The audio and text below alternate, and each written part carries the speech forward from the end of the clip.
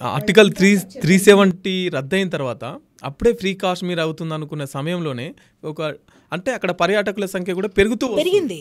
ఇప్పుడు 2.5 కోట్ల మంది లాస్ట్ ఇయర్ అవును పర్యాటకులు.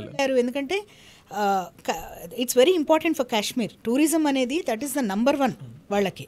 వాళ్ళ ఇన్కమ్ అంతా వచ్చేది టూరిజం మీదే. వాళ్ళ డ్రై ఫ్రూట్స్, యాపిల్స్, లేకపోతే వాళ్ళ ఊలు ఇవన్నీ కూడా అంటే ఈ సమయంలోనే వాళ్ళు అటాక్ చేయడం వెనుక ఎత్తుగడ ఏమై ఉంటుంది అంటే ఎత్తుగడ అనేసి ఎప్పుడైనా కూడా ఏంటంటే ఇప్పుడు టెర్రరిస్ట్ యాక్టివిటీస్ ఎలా ఉంటాయంటే they want to spread terror. నలుగురు మాట్లాడుకోవాలి, ఈ ఇన్ఫర్మేషన్ ఇమీడియట్గా డిసమినేట్ అవ్వాలి, భయపడిపోవాలి, ఒక గందరగోళం సృష్టించాలనేది ఉంటుంది. ప్రధానమంత్రి మోడీ గారు లేరు, ఆయన సౌదీ అరేబియాలో ఉన్నారు. జేడీ వ్యాన్స్ గారు ఇక్కడ టూరింగ్ ఇక్కడ మన దగ్గర. అట్లాగే అమర్నాథ్ యాత్రికులు వాళ్ళ సీజన్ స్టార్ట్ అవుతుంది. అంటే ఎవ్రీ ఇయర్ వాళ్ళకి ఆ పర్టికులర్ సీజన్ ఉంటుంది కదా, ఆ సీజన్ స్టార్ట్ అవుతుంది. సో వాళ్ళు ఏంటంటే basically this is the right time for them to hit. Okay, this is the right time వాళ్ళకి టు హిట్. అది చేశారు వాళ్ళు. వాళ్ళు ఆలోచించింది ఏంటంటే ఇప్పుడు నిజంగా వాళ్ళకి ఆ భూభాగం మీద, ఆ మనుషుల మీద అంత ప్రేమ ఉంటే ఇన్నసెంట్ పీపుల్ని అలా కిల్ చేస్తే, టూరిజంని కిల్ చేస్తే అక్కడ నష్టపోయేది ఎవరండి? నష్టపోయేది ప్రజలే కదా. ఇవాళ భయపడి టూరిస్టులు అందరూ అక్కడ వెనక్కి వచ్చేస్తున్నారు. ఐఎమ్ షూర్ వెళ్ళటానికి కూడా చాలామంది ఆలోచిస్తారు. ఇప్పుడు ఎవరు వెళ్ళం కదా, రిస్క్ తీసుకొని ఎవరు వెళ్ళం కదా. సో అక్కడ ఆటోమేటిక్గా టూరిజం గుండా వచ్చే ఇన్కమ్ పడిపోతుంది. సో ప్రభుత్వం ఏదైతే ఇంత కష్టపడి, మీకు గుర్తుందా 370 ఆర్టికల్ తీసేసిన కొత్తలో అందరినీ ప్రతిపక్ష వాళ్ళందరినీ కూడా గృహ నిర్బంధం చేసి అక్కడ అన్ని విధాలుగా కేర్ తీసుకొని ఎలాంటి ఈవెంట్స్ ఇది కాకుండా పెద్ద సంఖ్యలో పోలీసులు చాలా ఇది చేసి చాలా ప్రొటెక్ట్ చేసి దాన్ని నెమ్మదిగా సెక్యూరిటీ మెజర్స్ తగ్గించుకుంటూ నెమ్మదిగా వాళ్ళని రిలీజ్ చేస్తూ దాన్ని ఒక బ్యాలెన్స్డ్గా తీసుకెళ్లారు. చాలా బ్యాలెన్స్డ్గా తీసుకెళ్ళి 2 యూటీల కింద క్రియేట్ చేసి దాన్ని ఇండివిజువల్గా వాటికి సపరేట్గా బడ్జెట్స్ పెట్టి ఇన్ఫ్రాస్ట్రక్చర్ డెవలప్ చేసి అన్ని విధాలుగా ఏమేం చేయాలో ఆ రాష్ట్రానికి అంత బాగా చేసుకుంటూ వచ్చారు. కాశ్మీర్ యూటీస్కి రెండింటి కూడా అలా చేస్తూ వచ్చారు. బహుశా నేను ఒక్కోసారి ఇది అయిన తర్వాత నాకేమనిపిస్తుంది అంటే రెట్రోస్పెక్టివ్గా ఆలోచిస్తే మేబీ రాష్ట్రపతి పాలన ఇంకొక 1-2 ఏళ్ళు ఉంటే బాగుండేదేమో అనిపిస్తుంది. ఎందుకంటే ఇంకా గాడిలో పడేదేమో అని. ఇప్పుడు ఎలక్షన్స్, సుప్రీంకోర్టు ఆర్డర్ వల్ల ఎలక్షన్స్ పెట్టవలసి వచ్చింది. ఎలక్షన్స్ వచ్చాయి, ఇప్పుడు వీళ్ళు వచ్చారు. గతంలో కూడా మనకు తెలుసు 370 ఆర్టికల్ ఉన్నప్పుడు అబ్దుల్లా ఆ రోజుల్లో ఫరూక్ అబ్దుల్లా వాళ్ళ ఫాదర్ వీళ్ళందరూ కలిసి చేసిన ఇదే కదా ఇదంతా కూడా. జవహర్లాల్ నెహ్రూ వాళ్ళందరూ చేసిన పాపమే ఇవాళ ఈ కాశ్మీర్ ఈ పరిస్థితిలో ఉండడం.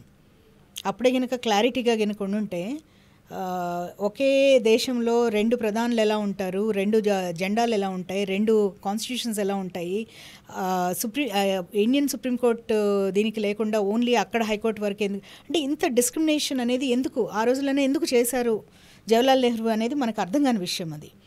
అది ఎప్పటికైనా కూడా ఆ రోజుల్లో అప్పట్లోనే మనకి చరిత్ర చెప్పిన సత్యం ఏంటంటే ఆ రోజుల్లోనే సర్దార్ వల్లభాయ్ పటేల్ అప్పుడే చాలా అన్హ్యాపీగా ఉండి ఆయన చెప్పేవారట, జవహర్లాల్ నెహ్రూ గారు మీరు ఏ రోజైనా ఇది come back to haunt you అని, అంటే తరాలు దీని నుంచి ఇబ్బంది పడతారు మీరు చేసిన ఈ పని వల్ల అనేది ఆ రోజుల్లోనే ఆయన చెప్పారని.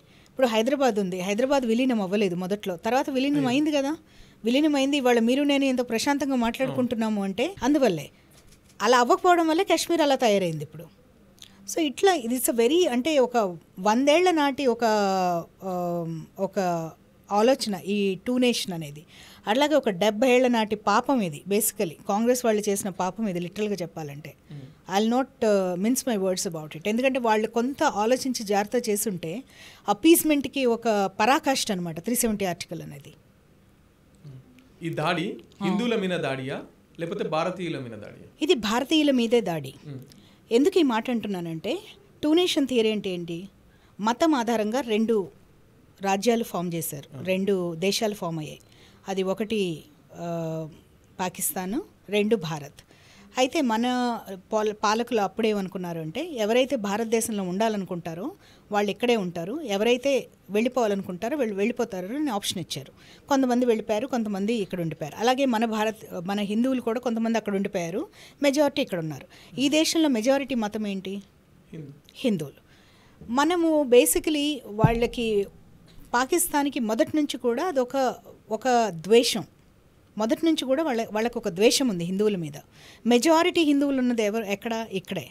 మీరు ప్రపంచంలో ఏ దేశంలో అయినా చూడండి, ఎక్కడ ముస్లిం రూలర్స్ వెళ్ళినా కూడా అక్కడ ఆ particular religion, dominant religion Christian అనుకోండి, వీళ్ళు వెళ్ళి అక్కడ కంప్లీట్గా క్రిస్టియానిటీని తీసేసి మొత్తం అక్కడ ముస్లిం రాజ్యాన్ని ఎస్టాబ్లిష్ చేస్తారు. మీకు అనేక ఎగ్జాంపుల్స్ ఉంటాయి, చరిత్ర చూస్తుంది. ఒక భారతదేశంలోనే ఎన్ని మీకు ఆక్రమణలు ముస్లిమ్స్ వచ్చినా కూడా, ఎంత వాళ్ళు ధ్వంసం చేసినా కూడా, మన కల్చర్ని కానీ, మన టెంపుల్స్ని కానీ, మన సంస్కృతిని ఎంత ట్రై చేసినా కూడా చెక్కు చెదరకుండా నిలబడింది భారతదేశం కానీ, హిందూ మతం కానీ. సో అందువల్ల ఒక ద్వేషం ఉంది వాళ్ళకి. ఆ ద్వేషం వల్లే వాళ్ళు they want to attack. Okay, that is the only reason why they're attacking. ఇంకొక రీజన్ ఏంటి అంటే, ఇప్పుడు ప్రపంచ దేశాల్లో అసలు వాళ్ళ ఉనికి ఏంటి, వాళ్ళ ఇంపార్టెన్స్ ఏంటి అనేది ఎవరికి తెలియటం లేదు పాకిస్తాన్కి.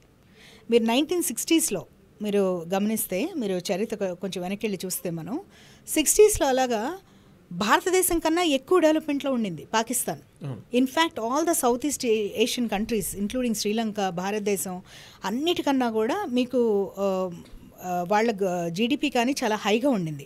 అప్పట్లో one of the very industrialised nation కింద అది గుర్తింపు తెచ్చుకుంది. మ్యాగజైన్లో కూడా ఒక హెడ్లైన్ ఆర్టికల్ వచ్చింది దాని మీద, న్యూయార్క్ టైమ్స్లో అనుకుంటాను. సో అంత డెవలప్మెంట్ ఉండింది ఒక టైంలో. బట్ వీళ్ళు అదంతా వదిలిపెట్టేసుకొని ఆ డెవలప్మెంట్ అంతా గాలికి వదిలేసి, ఎప్పుడైతే ఆర్మీ ఎప్పుడైతే కనుక మీకు అయూబ్ ఖాన్ టైంలో particularly, if I have to name A particular person, it's Ayub Khan. Ayub Khan అనే అతను రాజకీయ నాయకుడు కాదు, is an army leader. Koop చేసి ప్రెసిడెంట్ అయ్యాడు. అక్కడి నుంచి దరిద్రం స్టార్ట్ అయింది దేశానికి. ఎంతసేపు అక్కడ ఏమవుతుంది అంటే, లీడర్స్, ప్రజలు ఎలక్ట్ చేసుకున్న లీడర్స్ వచ్చినా కూడా ఇట్స్ ఎ వీక్ డెమోక్రసీ. వాళ్ళని కొద్దిగా గట్టిగా పనిచేస్తున్నారు అనుకుంటే వాళ్ళని తీసేసి ఆర్మీ వచ్చేస్తుంది. Army controls everything. Unlike other countries, ఇప్పుడు మనందరికీ ఏంటంటే army is part of the country, part of our executive machinery. కాకపోతే అక్కడ ఏంటంటే ఆ కంట్రీకి మెయిన్ ఆర్మీయే. ఇంకోటి ఏంటి, మన దగ్గర ఆర్మీ బిజినెస్ చేయదు. ఆర్మీ పని ఏంటి? బార్డర్స్ని కాచుకోవటము, ప్రజల్ని రక్షించడం, రక్షణ కవచం ఆర్మీ అనేది మనకి. అక్కడ రక్షణ కన్నా కూడా వాళ్ళు ఎక్కువ బిజినెస్ చేసుకోవటము, they are very corrupt compare to any other country. మీకు అక్కడ రిటైర్ అయిన జర్నల్స్ వాళ్ళ ఆస్తులు ప్రకటిస్తే మనం బిత్తరపోతాం. అంతంత ఆస్తులు ప్రకటిస్తారు వాళ్ళు. అంటే basically they own business establishments, malls ఏంటి, హోటల్స్ ఏంటి, వాళ్ళు విపరీతంగా అనమాట అన్ని రంగాల్లో వాళ్ళు బిజినెస్ చేస్తారు. అఫీషియల్గా ఆర్మీ డస్ బిజినెస్. ఆర్మీ చేసే వాళ్ళ బిజినెస్కి అక్కడ ట్యాక్స్ కూడా ఉండదు. సో ఇట్లా వాళ్ళ army setup is completely different. అట్లాగే ఆర్మీస్ బ్యాక్ బోన్ వాళ్ళకి ఐఎస్ఐ, ఐసిస్, వీళ్ళందరూ. ఐఎస్ఐ వాళ్ళ బ్రెయిన్ అనమాట, basically brain behind army. ISI ఏం చేస్తుందంటే ఈ డబ్బులన్నీ పెట్టి వాళ్ళు fund the terror training programs, terror యాక్టివిటీస్ని, ఇవన్నీ కూడా కౌంటర్ ఇంటెలిజెన్స్, ఇవన్నీ వీటన్నిటికీ వాళ్ళు ఫండ్ చేసుకుంటారు. సో వీటన్నిటి వల్ల ఏంటంటే the way hour army works or any other country army works and there army works is completely different. ఇప్పుడు ఎవరన్నా ఒక లీడర్ గట్టిగా పనిచేస్తున్నాడంటే ఇమీడియట్గా ఒక 2-3 ఏళ్ళలో దించేస్తారు వాళ్ళని. అందుకే ఇంతవరకు కూడా మీరు చూస్తే పాక్ రాజకీయ చరిత్రలో ఫుల్ టర్మ్ చేసిన చీఫ్ మినిస్టర్ ఎవరు ఉండరు. ప్రైమ్ మినిస్టర్ కానీ చీఫ్ మినిస్టర్ కానీ ఉండరు అక్కడ. సో వాళ్ళకి వీక్ లీడర్స్ కావాలి, ఆర్మీకి కంప్లీట్గా ఒబే చేసే లీడర్స్ కావాలి.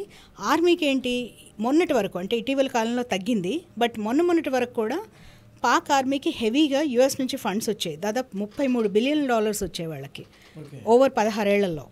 గత 16 ఏళ్లలో వాళ్ళకి ఆల్మోస్ట్ $33 బిలియన్ వచ్చాయి. సో ఎందుకు ఇచ్చింది అంత ఫండింగ్ యుఎస్ అంటే, ఒకటి యుఎస్ యాక్టివిటీస్ కొన్ని వీళ్ళు చేశారు అప్పట్లో ఆఫ్ఘనిస్తాన్లో సోవియట్ సేనల్ని ఎదుర్కోవటానికి.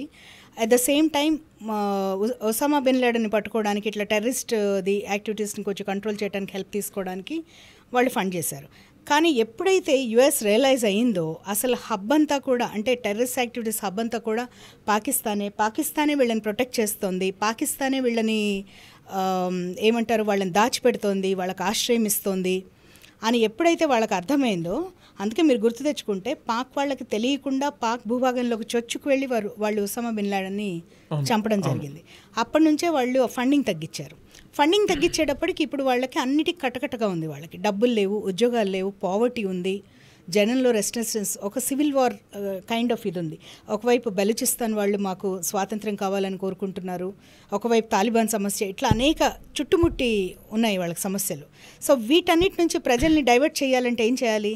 ఇంకా వాళ్ళని మతమౌఢ్యంలో ముంచాలి, ఇంకా మతం తాలూకు పిచ్చి వాళ్ళకి ఎక్కించాలి, యువతని రిక్రూట్ చేసి ఇట్లా మతం పేరిట జిహాదులని అట్లా చేయటం. ఇవన్నీ కూడా these are all diversionary tactics వాళ్ళకి.